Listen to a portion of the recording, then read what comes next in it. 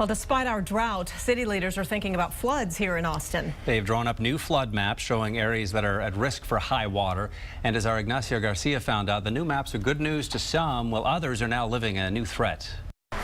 Lindy Conitz grew up living next to Shoal Creek in northwest Austin. She remembers the last major flood like it was yesterday. The flood of 1981, the Memorial Day flood, it was bad. It was 3 feet on the outside.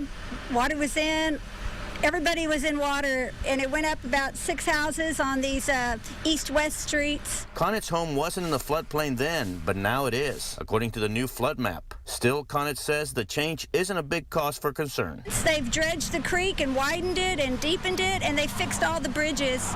And then with all the retainment ponds that are required now for building, we're not fearful of flood anymore. Here at the intersection of Green Lawn and Shoal Creek Boulevard, there are several changes. The floodplain has expanded to the north and east about a block, but to the south for about a block and a half, it's no longer a floodplain. And these changes are playing out throughout the city. From Shoal Creek to Bull Creek to Tannehill Branch, flood danger zones have changed in the past 5 years. Now people understand what the risk is on their property. Kevin Shunk is the city's flood plan administrator. He says people need to know where the new danger spots are, even if they've never flooded.